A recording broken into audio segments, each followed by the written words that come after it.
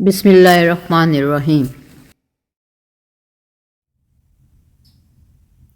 رسول اللہ صلی اللہ علیہ وآلہ وسلم نے فرمایا، صرف نیکی ہی عمر میں اضافے کا باعث ہوتی ہے اور تقدیر کو محض دعا ہی ٹالتی ہے۔ بلا شبہ انسان کو بعض اوقات ایک گناہ کے ارتکاب کی وجہ سے رزق سے محروم کر دیا جاتا ہے۔ رسول اللہ صلی اللہ علیہ وآلہ وسلم نے فرمایا، جیسے کوئی تحفہ دیا جائے، پھر اگر اسے میسر ہو تو اس کا بدلہ دے، اور جسے میسر نہ ہو تو وہ تحفہ دینے والے کی تعریف کرے، اس لیے کہ جس نے تعریف کی اس نے اس کا شکریہ ادا کیا۔ جب روح گلے میں جا اٹکی، رسول اللہ صلی اللہ علیہ وآلہ وسلم نے فرمایا، صدقہ کرنے میں دیر نہ کرو، ایسا نہ ہو کہ پھر جب روح گلے میں اٹکی ہو تو کہنے لگو فلاں کو اتنا اتنا دے دو، حالانکہ اب تو مال خود ہی فلاں فلاں کے لیے متعین ہو چکا ہے۔ حدیث پاک صلی اللہ علیہ وآلہ وسلم میں ارشاد ہے کہ صدقہ کر کر اپنے اور اپنے رب کے درمیان تعلق پیدا کرو، تمہیں رزق دیا جائے گا، تمہاری مدد بھی کی جائے گی اور تمہارے نقصان کی تلافی بھی کی جائے گی۔ رشتہ داروں پہ خرچ کرنے کا دوہرا فائدہ۔ حضرت محمد صلی اللہ علیہ وآلہ وسلم نے فرمایا، عام غریب پہ صدقہ کرنے میں صرف صدقے کا ثواب ملتا ہے، اور رشتہ داروں پہ صدقہ کرنے میں صدقہ اور صلہ رحمی دو چیزوں کا ثواب ملتا ہے۔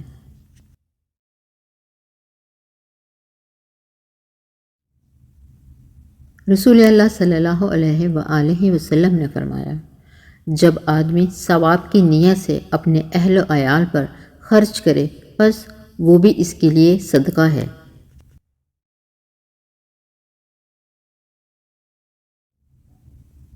رسول کریم صلی اللہ علیہ وآلہ وسلم نے فرمایا، قیامت کے دن جب لوگوں کو قبروں سے اٹھایا جائے گا تو آسمان ان پر ہلکی ہلکی بارش برسا رہا ہوگا۔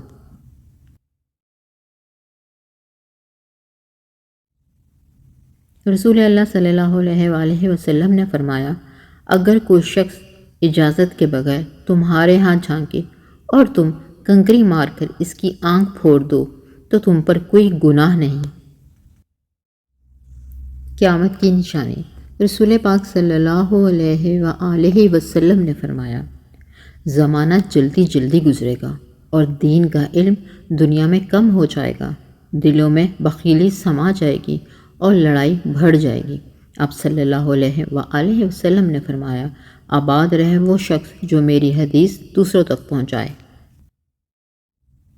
رسول اللہ صلی اللہ علیہ وآلہ وسلم نے فرمایا، بے شک قیامت کے دن درجہ اور مرتبہ کے لحاظ سے سب سے برا وہ آدمی ہوگا جس کے شر سے بچنے کے لیے لوگ اس سے کنارہ کشی کر لیں۔ پیچھے پڑھ کر نہ مانگیے۔ رسول اللہ صلی اللہ علیہ وآلہ وسلم نے فرمایا، سوال کرنے میں پیچھے نہ پڑ جایا کرو۔ اللہ کی قسم، جب تم میں سے کوئی شخص سوال کر کے مجھ سے کوئی چیز حاصل کر لیتا ہے جبکہ میں اسے ناپسند کرتا ہوں تو پھر میں وہ چیز اسے دے بھی دوں تو اس میں برکت نہیں ہوتی۔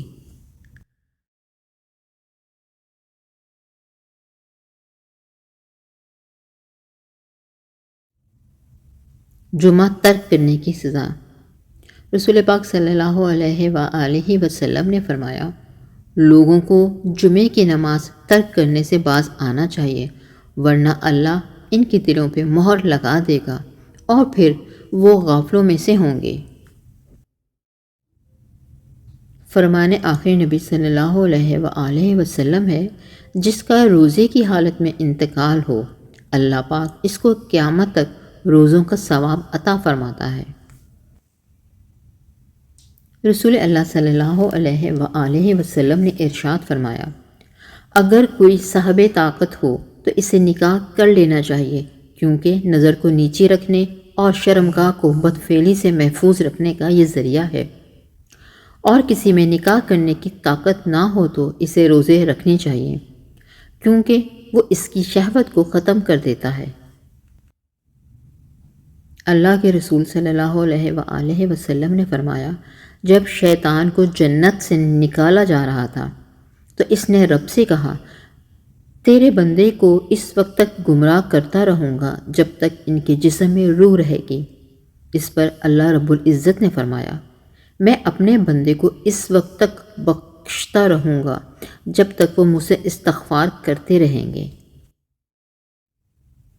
کمزور لوگوں کی تلاش۔ رسول اللہ صلی اللہ علیہ وآلہ وسلم نے فرمایا، میرے لیے کمزور لوگوں کو تلاش کرو، کیونکہ تمہیں تمہارے کمزور لوگوں کی وجہ سے رزق دیا جاتا ہے اور تمہاری مدد کی جاتی ہے۔ چھوٹے بچے۔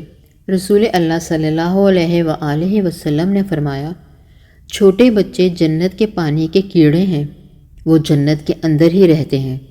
قیامت کے دن جب ان میں سے کوئی اپنے باپ کو ملے گا تو وہ اسے اس کے کپڑے سے پکڑ لے گا، پھر اس وقت تک نہیں ہٹے گا جب تک کہ اللہ اسے اور اس کے والد کو جنت میں داخل کر دے گا۔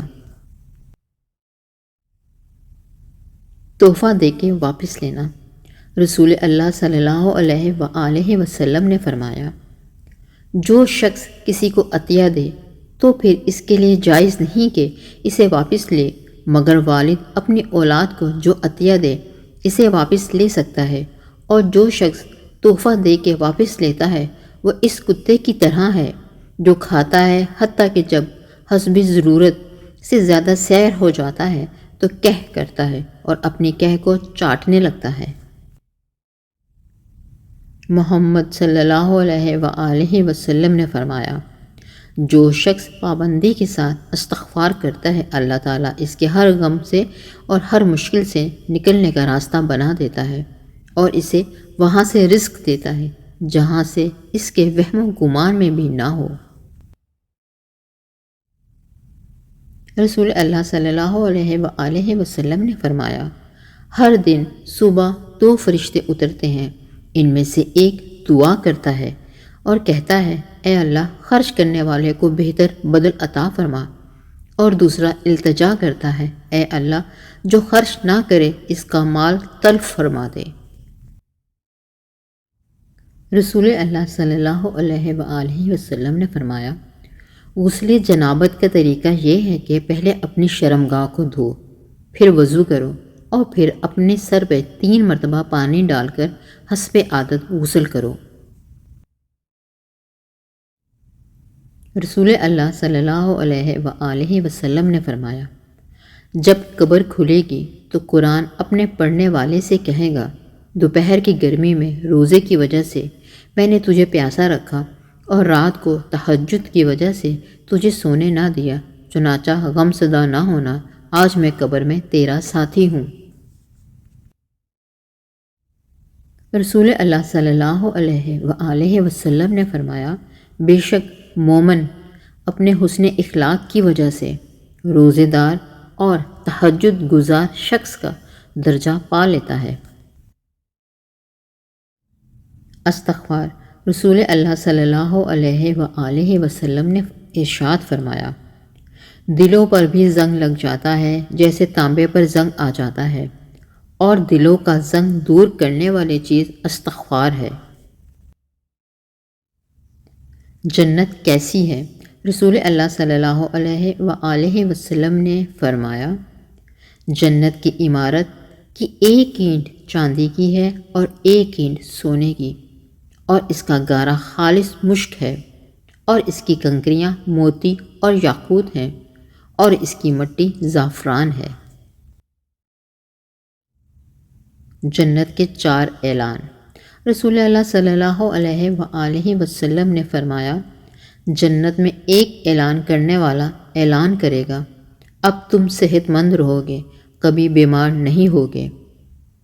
نمبر 2، تم ہمیشہ جوان رہو گے، کبھی بوڑھے نہیں ہوگے۔ نمبر 3، تم ہمیشہ زندہ رہو گے، کبھی نہیں مرو گے۔ نمبر 4، اور تم ہمیشہ خوشحال رہو گے، کبھی بدحال نہیں ہوگے۔ یا اللہ جنت و فردوس میں جگہ عطا فرما، آمین۔ عورت کا مقام۔ رسول اللہ صلی اللہ علیہ وآلہ وسلم نے فرمایا، جب عورت 5 نمازیں پڑھتی ہو، ماہ رمضان کے روزے رکھتی ہو، اپنی شرمگاہ کی حفاظت کرتی ہو اور اپنے خاوند کی اطاعت کرتی ہو، تو اس سے کہا جائے گا کہ جنت میں جس دروازے سے چاہتی ہے داخل ہو جا۔ الحدیث، رسول پاک صلی اللہ علیہ وآلہ وسلم نے فرمایا، گھر میں بکری کا ہونا محتاجی کے 70 دروازے بند کر دیتا ہے۔ رسول اللہ صلی اللہ علیہ وآلہ وسلم نے فرمایا، واللہ وہ ایمان والا نہیں، واللہ وہ ایمان والا نہیں، واللہ وہ ایمان والا نہیں۔ عرض کی گئی، اللہ کے رسول کون؟ آپ نے فرمایا، جس کا ہمسایہ اس کی اذیتوں سے محفوظ نہ ہو۔ رسول اللہ صلی اللہ علیہ وآلہ وسلم نے فرمایا، جب اہل جنت جنت میں داخل ہو جائیں گے تو اللہ عز و جل فرمائے گا، کیا تمہیں کسی اور چیز کی طلب ہے کہ میں تمہیں مزید عطا کروں؟ وہ کہیں گے، اے ہمارے رب، جو تو نے ہمیں دیا ہے اس سے بڑھ کر اور کیا ہوگا؟ اللہ تعالیٰ فرمائے گا، میری رضامندی سب سے بڑھ کر ہے۔ رسول اللہ صلی اللہ علیہ وآلہ وسلم نے ارشاد فرمایا، اس شخص کے لیے جنت کی بشارت ہے جس نے اپنی زبان پہ قابو پا لیا اور اپنی غلطیوں پہ اشک بہاتا ہو۔ ظالم کو مہلت، رسول پاک صلی اللہ علیہ وآلہ وسلم نے ارشاد فرمایا، اللہ تعالیٰ ظالم کو مہلت تو دیتا ہے، لیکن جب اس پر گرفت فرماتا ہے تو وہ بھاگ نہیں سکتا۔ ارشاد رسول صلی اللہ علیہ وآلہ وسلم ہے، جنت کا دروازہ سب سے پہلے کھٹکھٹانے والے لوگ غلام ہوں گے۔ رسول اللہ صلی اللہ علیہ وآلہ وسلم نے فرمایا، جب تم اللہ سے سوال کرو تو فردوس کا سوال کرو، کیونکہ یہ جنت کا بالائی حصہ ہے۔